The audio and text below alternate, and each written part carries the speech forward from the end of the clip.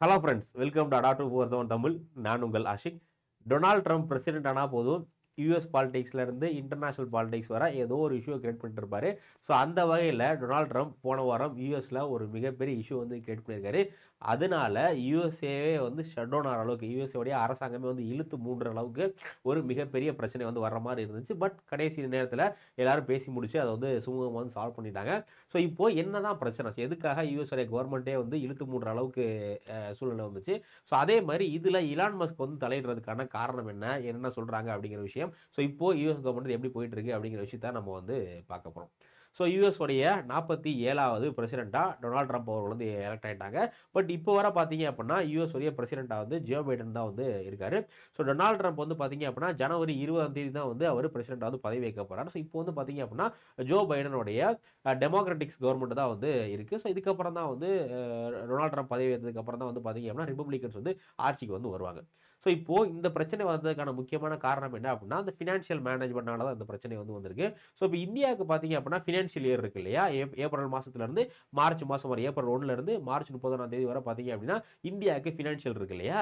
இதே மாதிரி தான் பார்த்தீங்க அப்படின்னா யூஎஸ்க்கும் ஃபினான்ஷியல் இயர் வந்து இருக்குது. இது வந்து அக்டோபர் 1 செப்டம்பர் 31 வரை யூஎஸ் உடைய ஃபினான்ஷியல் இயர். ஓகேவா. ஸோ நம்ம இதில் எப்படி பட்ஜெட் போட்டு இந்த ஒரு வருஷத்துக்கான பணத்தை வந்து அரசாங்கம் எடுத்து வைக்கிறாங்களோ அதே மாதிரி யூஎஸ்ல என்ன பண்ணுவோம், பட்ஜெட் போட்டு இந்த அக்டோபர் 1 செப்டம்பர் 31 வரை செலவழிக்கிறதுக்கு அரசாங்கத்துக்கு எவ்வளவு பணம் தேவையோ அந்த பணத்தை யூஎஸ் உடைய அங்கே வந்து செனட் காங்கிரஸ் சொல்லுவாங்களே, யூஎஸ் உடைய அந்த செனட்டும் காங்கிரஸும் வந்து எடுத்து வைக்கணும்.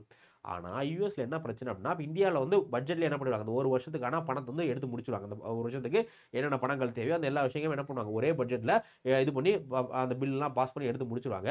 ஆனால் யூஎஸை பொறுத்தவரை அந்த மாதிரி பண்ண மாட்டாங்க. ஆக்சுவலாக அப்படி தான் பண்ணணும். இந்தியாவில் பண்ணுற மாதிரி என்ன பண்ணும், ஒரே ஸ்ட்ரெச்சில் அந்த பட்ஜெட்டில் அந்த ஒரு வருஷத்துக்கு என்னென்ன பட்ஜெட் தேவையோ அதெல்லாமே எடுத்து வச்சிடணும். ஆனால் யூஎஸில் என்ன பண்ணுறாங்க அப்படின்னா அந்த மாதிரி பண்ணுறது கிடையாது. அப்பப்போ அந்த ஒரு வருஷத்துக்கு பணம் என்ன பண்ணுவாங்க, அப்போ ஒரு 3 மாதத்துக்கு 4 மாதத்துக்கு இந்த மாதிரி வந்து பட்ஜெட் போட்டு இது பண்ணுவாங்க. ஸோ இப்போது கடைசியாக லாஸ்ட்டாக கிரியேட் பண்ணப்பட்ட அந்த பட்ஜெட் பார்த்தீங்க அப்படின்னா அதோடைய அந்த ஃபண்டு முடிகிறதுக்கான கெடு வந்து டிசம்பர் 21 என்ன ஆகுது, யூஎஸ் வந்து கடைசியாக போட்ட பட்ஜெட்டோடைய அந்த ஃபண்ட் எல்லாமே வந்து முடியுது. ஓகேங்களா. இப்போ என்ன, அது நம்ம வீட்டில் கஜானா காலியாச்சு நம்ம வந்து கடன் வாங்குவோம் இல்லையா. ஸோ அதே மாதிரி தான் யூஎஸோடைய கஜானாவே வந்து டிசம்பர் 21 வரை முடிய போகுது அப்படிங்கிற மாதிரியான ஒரு சூழ்நிலை வந்து ஏற்பட்டுருச்சு. ஸோ இப்போ மறுபடியும் ஃபண்டிங் வந்து எடுக்கணும் அப்படின்னா அதுக்கு என்ன பண்ணும், யூஎஸோடைய அந்த காங்கிரஸ் இருக்குல்ல, யூஎஸோடைய காங்கிரஸில் மறுபடியும் ஒரு பில் வந்து பாஸ் பண்ணணும். இந்த பணம் எடுக்கிறதுக்காக மறுபடியும் ஒரு பில் வந்து பாஸ் பண்ணணும். ஆனால் டொனால்ட் ட்ரம்ப் என்ன பண்ணல அப்படின்னா அந்த பில்லை பாஸ் பண்ண விட மாட்டேன்னு சொல்லிட்டாரு. ஸோ அதான் வந்து பிரச்சனை. ஸோ இந்த மாதிரியான சூழ்நிலை நீடிச்சு இருந்திருக்கும். இந்த மாதிரி அந்த பில்லே பாஸ் பண்ணல அப்படின்னா என்ன நிலைமை ஏற்படும் அப்படின்னா, யூஎஸில் அங்கே இருக்கக்கூடிய கவர்மெண்ட் எம்ப்ளாயீஸ்க்குலாம் வந்து பார்த்தீங்க அப்படின்னா பணம் கொடுக்கறதுக்கு யூஎஸோடைய அரசாங்கத்துக்கு வந்து பணம் இருக்காது. ஓகேவா. ஸோ அப்போ பணம் இல்லை அப்படின்னா யூஎஸ் நார்மலாக என்ன பண்ணுவாங்க அப்படின்னா, யாரெல்லாம் கவர்மெண்ட்டில் ஒர்க் பண்ணுறாங்களோ அவங்க எல்லாத்துக்குமே வந்து லீவ் கொடுத்துருவாங்க. சேலரி இல்லாமல் லீவ் வந்து கொடுத்துருவாங்க. ஸோ மறுபடியும் அரசாங்கம் எப்போ வந்து திரும்ப நார்மல் சீக்கு வருதோ ஸோ அப்போ தான் அவங்கள திரும்ப வேலைக்கு வந்து கூப்பிட்டு அவங்களுக்கு வந்து சம்பளம் வந்து கொடுப்பாங்க. ஸோ இந்த மாதிரி எதெல்லாம் ரொம்ப ரொம்ப அத்தியாவசியமோ, எதெல்லாம் வந்து இந்த குடிநீர், இந்த மாதிரி ரொம்ப ரொம்ப மெடிசன், இந்த மாதிரி ரொம்ப ரொம்ப அத்தியாவசிய துறை மட்டும் தான் வந்து செயல்படும். ஸோ மீதி அத்தியாவசிய நான் எசென்ஷியல் அப்படிங்கிற மாதிரி சொல்கிறாங்க. இந்த நான் எசென்ஷியல் செக்டார் அதுவுமே வந்து செயல்படாது.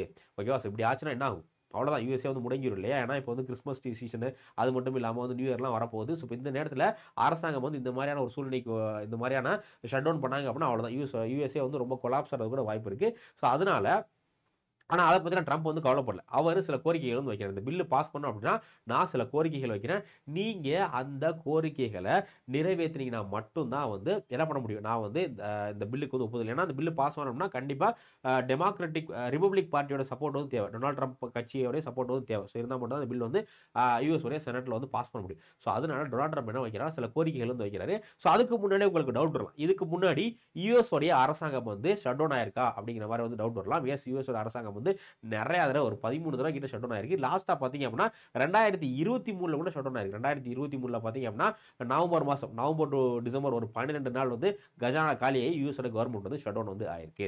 ஓகேவா. ஸோ ஆனால் இந்த தடவை வந்து ஷட் டவுன் ஆகலை. ஸோ அதுக்கு டொனால்ட் ட்ரம்ப் வச்ச கோரிக்கை, அந்த பில்லு பாஸ் ஆகணும்னா அதுக்கு டொனால்ட் ட்ரம்ப் வச்ச கோரிக்கை என்ன அப்படின்னா, ஸோ யூஎஸ்ல டெப்ட் சீலிங் அப்படிங்கிற ஒரு கான்செப்ட் இருக்குது. என்னது டெப்ட் சீலிங் அப்படிங்கிற ஒரு கான்செப்ட் இருக்குது. ஸோ இதில் டெப்ட் சீலிங்லாம் ஒன்றும் கிடையாது. இப்போ நம்ம வீட்டில் மந்த்லி பட்ஜெட் போடுறோம் இல்லையா, அந்த பட்ஜெட்டில் நம்ம செலவுக்குன்னு ஒரு அமௌண்ட் எடுத்து வச்சிருப்போம், ஒரு 10,000 எடுத்து வச்சிருப்போம்னு வச்சுக்கோங்களேன். அந்த 10,000 நம்ம காலி பண்ணிட்டோம் அப்படின்னா நம்ம என்ன பண்ணுவோம், திரும்ப வந்து 10,000 வந்து என்னாச்சு 30ஆம் தேதி வரை நீங்கள் அந்த 10,000 தான் செலவழிக்கணும். ஆனால் ஒரு 10ஆம் தேதியோ இல்லை 15ஆம் தேதியோ அந்த 10,000 முடிஞ்சு போச்சு. ஸோ இன்னி உங்களுடைய செலவுக்கு காசு இல்லை, வீட்டில் மளிகை பொருள் வாங்குறதுக்கோ இல்லை சாப்பாட்டுக்கோ காசு இல்லை அப்படின்னா நீங்கள் என்ன பண்ணுவீங்க, நீங்கள் யார்கிட்டயாச்சும் கடன் வாங்குவீங்க, இல்லை உங்களுடைய ஜுவல்ஸ் வச்சு அடகு வைப்பீங்க, சம்திங் ஏதோ ஒரு விஷயம் மூலியமாக நீங்கள் என்ன பண்ணுவீங்கன்னா காசு வந்து கொண்டு வருவீங்க இல்லையா. ஸோ அதே மாதிரி அரசாங்கத்துக்கும் இந்த மாதிரியான சூழ்நிலை ஏற்படும். ஸோ அரசாங்கத்துக்கும் நிறைய இடத்துல கடன் வந்து ஏற்படும். ஸோ அந்த மாதிரி கடன் ஏற்பட்டுருச்சு அப்படின்னா அரசாங்கம் என்ன பண்ணுவாங்க, ஃபண்டிங் வந்து வாங்குவாங்க, டெப்ட் கடன் வந்து வாங்குவாங்க. அது வந்து நிறைய இன்டர்நேஷனல் ஆர்கனைசேஷன் கிட்ட இருந்து கடன் வாங்குவாங்க, இல்லை வெளிநாடுகள் கிட்ட இருந்து கடன் வாங்குவாங்க. அப்படி இல்லை அப்படின்னா அரசாங்கம் நார்மலாக பண்ணுற விஷயம் என்ன அப்படின்னா பாண்ட் ரிலீஸ் பண்ணுவாங்க, செக்யூரிட்டிஸ்னு சொல்லிட்டு பாண்ட் வந்து ரிலீஸ் பண்ணுவாங்க. ஃபார் எக்ஸாம்பிள் இப்போ அரசாங்கத்துக்கு வந்து ஒரு 10,000 ரூபாய் தேவை, அரசாங்கத்துக்கு ஒரு 10,000 ரூபாய் தேவை அப்படின்னா அரசாங்கம் என்ன பண்ணுவாங்க, பாண்ட் வந்து ரிலீஸ் பண்ணுவாங்க. 1000 ரூபாய் பாண்டா வந்து ஒரு 10 பாண்டை ரிலீஸ் பண்ணாங்க அப்படின்னா அரசாங்கத்துக்கு 10,000 கிடைச்சிடும் இல்லையா. இப்போ இந்த பாண்டை என்ன பண்ணுவாங்க, அரசாங்கம் வந்து காமன் மேனுக்கு நம்ம மாதிரியான இண்டிவிஜுவலுக்கோ இல்லை கம்பெனிஸ்க்கோ வந்து செல் பண்ணுவாங்க. ஸோ இந்த பாண்டை யார் வாங்குறாங்களோ அவங்க என்ன பண்ணுவாங்க, அரசாங்கத்துக்கு காசு வந்து கொடுத்துட்றோம், பாண்டை அரசாங்கம் கொடுத்துருவாங்க. அதுக்கு பதில் அவங்க என்ன பண்ணுவாங்க, யார் வந்து பாண்டு வாங்குறாங்களோ அவங்க 10,000 அந்த பாண்டோட வேல்யூக்கு ஏற்ற மாதிரி அமௌண்ட் வந்து கொடுத்துடணும். ஸோ இதனால எனக்கு அந்த பாண்டு வாங்குற நபருக்கு என்ன பெனிஃபிட் கிடைக்கும் அப்படின்னா அதில் இன்ட்ரெஸ்ட் ரேட் கொடுத்துருப்பாங்க, வருஷத்துக்கு இவ்வளோ இன்ட்ரெஸ்ட் அப்படிங்கிற இன்ட்ரெஸ்ட் ரேட் கொடுத்துருப்பாங்க. ஸோ எத்தனை வருஷம் அந்த பாண்டை அரசாங்கம் வச்சிருக்காங்களோ அத்தனை வருஷத்துக்கு எனக்கு இன்ட்ரெஸ்ட் வந்துகிட்டே இருக்கும். ஸோ அந்த பீரியட் முடிஞ்சதுக்கு அப்புறமா நான் பாண்டை திரும்பி கொடுத்துருவேன், அரசாங்கம் எனக்கு திரும்ப மணி வந்து கொடுத்துருவாங்க. ஸோ இந்த பாண்ட் அப்படிங்கிற ஒரு இன்வெஸ்ட்மெண்ட்டுக்கான ஒரு ஆப்ஷன். அரசாங்கம் என்ன பண்றாங்க, அவங்க வந்து கடன் வாங்குறதுக்கு இந்த பாண்ட் வந்து யூஸ் பண்ணிக்கிறாங்க. ஸோ இப்போ இந்த டெப்ட் சீலிங் அப்படிங்கிறது என்ன அப்படின்னா, இப்போ நம்ம நம்ம கடன் வாங்குறோம் இல்லையா. ஸோ நம்ம கடன் வாங்குற ஒரு லிமிட் வச்சிருப்போம். ஓகே இவ்வளோ கடன் வாங்கினா மட்டும் தான் நம்ம கட்ட முடியும். நம்ம வந்து 1,00,000 ரூபா 10,000 நான் எனக்கு ஒரு 15,000 சம்பளத்தை வச்சுட்டு நான் 1,00,000 2,00,000 கடன் வாங்கினா அப்படின்னா அந்த கடன் நல்லா கட்ட முடியுமா, கட்ட முடியாது. ஸோ அதே மாதிரி தான், அதனால தான் என்ன பண்ணுறாங்க அப்படின்னா அரசாங்கத்துக்கு அதே மாதிரி தான், அந்த கடன் வந்து ரொம்ப ஒரு லிமிட்டை மீறி போயிடுச்சு அப்படின்னா அரசாங்கத்தினாலே கட்ட முடியாது. அதனால பொருளாதாரத்தில் இன்ஃப்ளேஷன் நிறைய பிரச்சனைகள் வந்து ஏற்படும், அது உங்களுக்கு தெரிஞ்சிருக்கும். ஓகேவா. ஸோ இப்போ இதனால யூஎஸ்ல 1917 இரண்டாம் முதல் உலக போருக்கு அப்புறமா என்ன பண்ணுறாங்க அப்படின்னா டெப்ட் சீலிங் அப்படிங்கிற ஒரு கான்செப்ட் பண்றாங்க. டெப்ட் சீலிங் அப்படிங்கிற ஒரு கான்செப்ட் வந்து கொண்டு வராங்க. ஸோ இது வந்து கடன் உச்சவரம்பு அப்படிங்கிற மாதிரி நீங்க தமிழ்ல வச்சுக்கலாம். ஸோ இதுல இந்த டெப்ட் சீலிங் என்ன பண்றாங்க அப்படின்னா அரசாங்கம் இவ்வளோ அமௌண்ட் தான் வந்து கடன் வாங்கணும், ஒரு அமௌண்ட் வந்து ஃபிக்ஸ் பண்ணிடுவாங்க. இதுக்கு மேலே அரசாங்கம் வந்து கடனே வாங்கக்கூடாது. என்ன சூழ்நிலை இருந்தாலும் அரசாங்கம் வந்து என்ன பண்ணும், ஒரு ஃபார் எக்ஸாம்பிள் ஒரு 1 கோடி ரூபா அப்படின்னா இந்த 1 கோடி ரூபா மட்டும்தான் அரசாங்கம் வந்து கடன் வாங்கணுமே தவிர அதுக்கு மேலே அரசாங்கம் கடன் வாங்கக்கூடாது அப்படிங்கிற மாதிரி 1917 இருந்து இப்போ வர அந்த நடைமுறை தான் வந்து ஃபாலோ பண்ணிட்டு இருக்காங்க. ஸோ இப்போ டொனால்ட் ட்ரம்ப் என்ன கேட்குறாரு அப்படின்னா அந்த கடன் வாங்குறதுக்கான லிமிட் இருக்கு இல்லையா, அதை கொஞ்சம் உயர்த்துங்க. இப்போ 1 கோடி ரூபாய் இருக்கு அப்படின்னா அது வந்து ஒரு 5 கோடியா 10 கோடியா உயர்த்துங்க அப்படிங்கிற மாதிரி சொல்றாரு. அப்படி இல்லையா அந்த கடன் லிமிட் அந்த இதே வேணாம், அந்த டெப்ட் சீலிங்கே வேணாம், அந்த டெப்ட் சீலிங் அப்படிங்கிற கான்செப்டே வந்து தூக்கி விட்டுருங்க. அரசாங்கம் வந்து எவ்வளவு கடன் தேவையோ அது வந்து அரசாங்கம் வந்து வாங்கிக்கிட்டும், இதுல வந்து எந்த கண்ட்ரோலுமே வேணாம் அப்படிங்கிற மாதிரியான விஷயம் வந்து கேட்கிறாரு. இதுதான் வந்து அவர் கேட்கிற முக்கியமான விஷயங்கள். ஸோ அது இல்லாம யூஎஸ்ல அரசாங்கம் வந்து நிறைய அந்த பப்ளிக் வெல்ஃபேருக்காக நிறைய விஷயங்கள் பண்றாங்க. ஸோ அதுக்கு கொடுக்கக்கூடிய ஃபண்டு, அந்த பப்ளிக் வெல்ஃபேருக்காக அரசாங்கம் கொடுக்கக்கூடிய ஃபண்டு, இப்போ நம்ம இந்தியாவில் அரசாங்கம் வந்து மருத்துவம் இந்த மாதிரி சேவைகள்லாம் கொடுக்குறாங்க, அதே மாதிரி யூஎஸ்லேயும் சேவைகள்லாம் கொடுக்குறாங்க. ஸோ அதுக்கு கொடுக்கக்கூடிய ஃபண்டே வந்து கம்மி பண்ணும் அப்படிங்கிற மாதிரி டொனால்ட் ட்ரம்ப் வந்து பேசியிருக்காரு. ஸோ இதே தான் பார்த்தீங்கன்னா எலான் மஸ்க்கும் சொல்றாரு, இந்த மாதிரி டெப்ட் சீலிங் வந்து தூக்கி விட்டுருங்க, அரசாங்கம் வந்து இன்னும் பிசினஸ் பீப்புளுக்கு நிறைய ரிலாக்ஸேஷன் கொடுக்கணும் அப்படிங்கிற டொனால்ட் ட்ரம்ப் தான் இதுக்கு முதல்ல எதிர்த்து அந்த பில்லை வந்து பாஸ் பண்ண விட மாட்டோம் அப்படின்னு சொல்லிட்டு சரி இலான் மஸ்க் ஓகேங்களா. ஸோ அந்த பில்லை பாஸ் பண்ண விட மாட்டோம் அப்படின்னு சொல்லிட்டு ரொம்ப அழுத்தம் கொடுத்தது யாருன்னா இலான் மஸ்க் தான் முதல்ல அழுத்தம் கொடுத்தார். ஏன்னா இலான் மஸ்க் பற்றி உங்களுக்கு தெரியும். இலான் மஸ்க் தான் வந்து முழுக்க டொனால்ட் ட்ரம்ப் உடைய இந்த எலெக்ஷனுக்கு வந்து ஃபண்டிங் பண்ணது, அதே மாதிரி அவரோட சோஷியல் மீடியா வச்சு டொனால்ட் ட்ரம்ப் உடைய இமேஜை உயர்த்துறது எல்லாமே வந்து இலான் மஸ்க் தான். ஸோ அதனால டொனால்ட் ட்ரம்ப் உடைய கவர்மெண்ட்ல இலான் மஸ்க் வந்து ரொம்ப முக்கியமான பொறுப்புல வந்திருக்காரு, அட்வைசரி போஸ்டிங்ல வந்து இருக்காரு. ஸோ அதனால கவர்மெண்ட் உடைய முக்கியமான பாலிசி எல்லாமே அவரும் வந்து இன்டர்ஃபர் ஆரம்பிச்சிட்டாரு. ஸோ இப்போ இதனால என்ன ஆச்சு அப்படின்னா டொனால்ட் ட்ரம்ப் வந்து இந்த டெப்ட் சீலிங்கை தூக்கணும் அப்படின்னு சொன்னது, அதே மாதிரி இன்னும் நிறைய கண்டிஷன் போட்டது வந்து அவங்களுடைய சொந்த கட்சியில் இருந்தவங்களுக்கே வந்து பிடிக்கல. ஸோ அதனால ஃபர்ஸ்ட் பார்த்தீங்க அப்படின்னா இந்த பில் வந்து பாஸ் பண்ணுறாங்க. ஸோ அதில் டொனால்ட் ட்ரம்ப் சொன்னதை வச்சு பில் வந்து பாஸ் பண்ணுறாங்க. அந்த பில்லை அவங்களுடைய சொந்த கட்சியோட மெம்பரே வந்து ஆதரிக்கிறார்.